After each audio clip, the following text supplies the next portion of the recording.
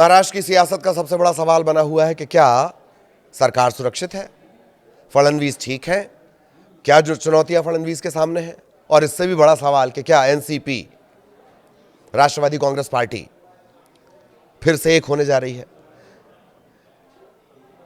नमस्कार, मैं Lalit. Plane crash में महाराष्ट्र के डिप्टी सीएम अजित पवार के निधन की खबर से माहौल गमगीन है। विमान हादसे में अजित पवार की दुर्भाग्यपूर्ण और असामयिक मौत ने न सिर्फ बीजेपी की अगुवाई वाली राज्य सरकार में एक बड़ा शून्य पैदा कर दिया, बल्कि राष्ट्रवादी कांग्रेस पार्टी यानी एनसीपी के भविष्य पर भी सवाल खड़े कर दिए। इस स्थिति में राजनीतिक विश्लेषकों का कहना है कि अजित पवार के निधन के बाद एनसीपी एक गंभीर नेतृत्व संकट का सामना कर सकती है, क्योंकि पार्टी में कोई स्पष्ट सेकंड इन कमांड मौजूद नहीं है। पार्टी अपने सबसे लोकप्रिय नेता को खो चुकी है और ऐसे में पार्टी के अस्तित्व, उसकी दिशा और संस्थापक शरद पवार के साथ भविष्य के समीकरणों पर बहतेरे सवाल खड़े हो रहे हैं। वहीं शरद पवार का जो राज्यसभा कार्यकाल है वो इस साल अप्रैल में समाप्त हो रहा है।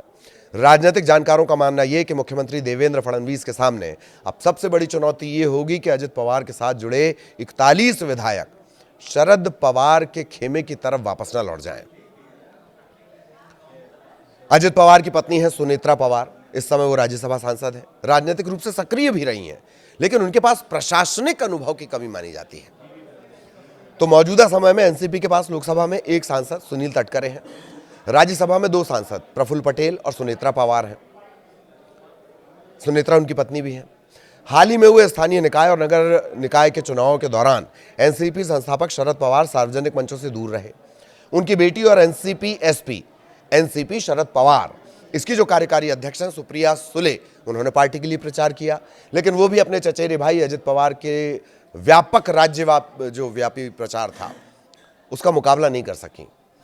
राज्य की राजनीति में एनसीपी, शरद पवार और अजित पवार के नेतृत्व वाली एनसीपी, इसके संभावित विलय को लेकर चर्चाएं थीं।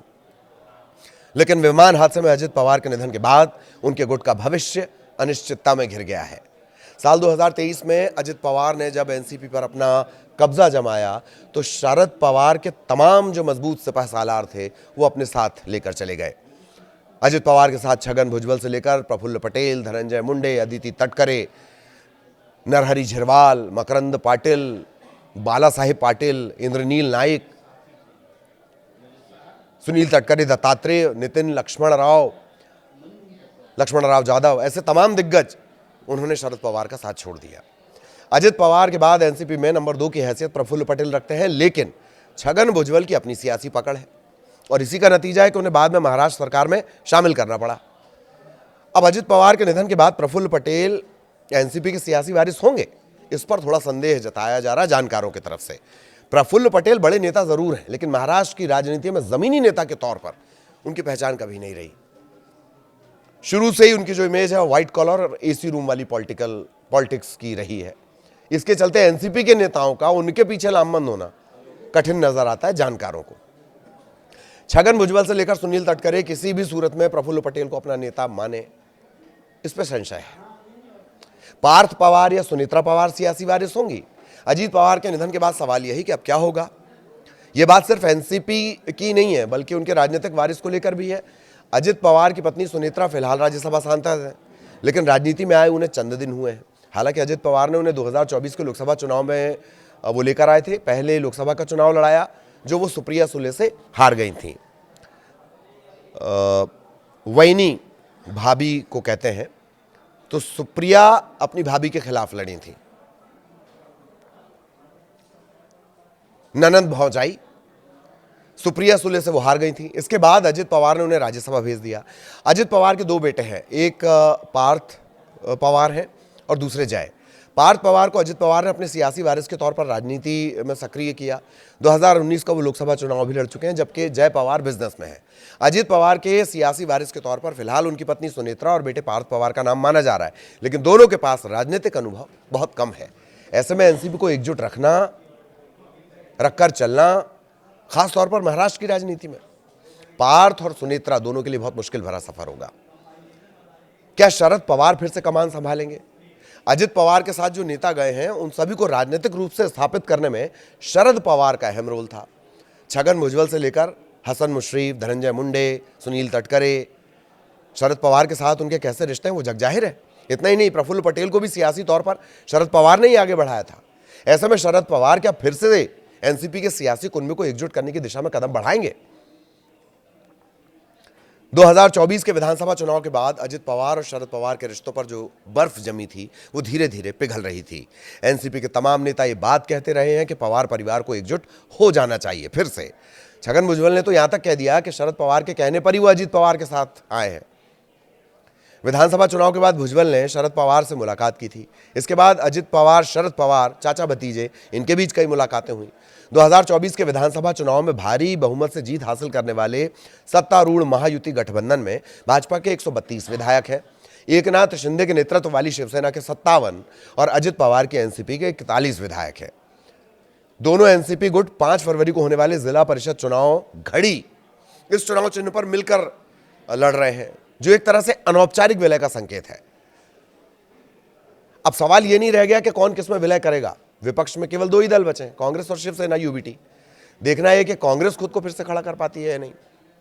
अब थोड़े से डाटा की बात कर ली जाए। हाल ही में संपन्न महाराष्ट्र के नगर निगम चुनाव में एनसीपी ने महायुति सहयोगियों से अलग होकर चुनाव लड़ा। 29 नगर निगम में से कुल 167 सीटें जीती। हालांकि पार्टी को अपने गढ़ पुणे और पिंपरी चिंचवड़ में भाजपा से करारी हार का सामना करना पड़ा।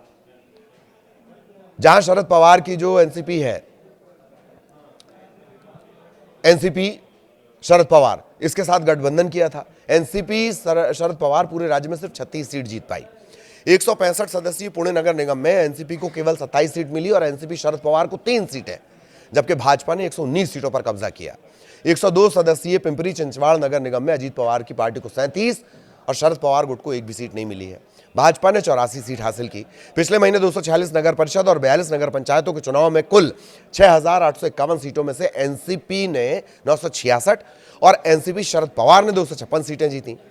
अजित पवार के रहते हुए भले ही एनसीपी के नेता उनके साथ रहे, लेकिन अब जब वो नहीं है तो फिर से शरद पवार क्या एनसीपी की कमान अपने हाथ में लेंगे?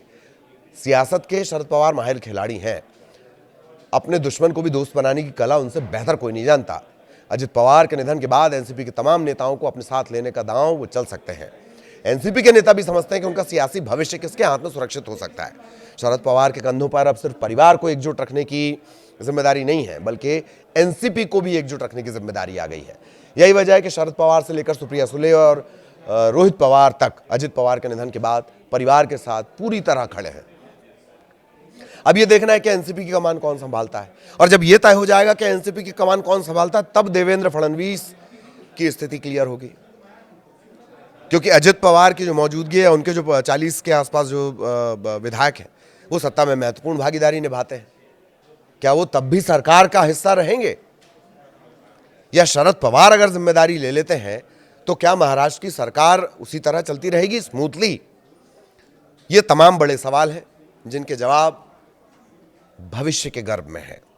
लेकिन इतना तय है कि अजित पवार जैसा कद्दावर लीडर महाराष्ट्र की राजनीति को बारामती और मराठा राजनीति का जो दिग्गज जिन्हें कहा जाता है अजीत दादा, उनकी जगह उस शून्य को कोई नहीं भर सकता। और उस शून्य के बाद सबसे बड़ा सवाल यही कि एनसीपी अब कौन संभालेगा। नमस्कार।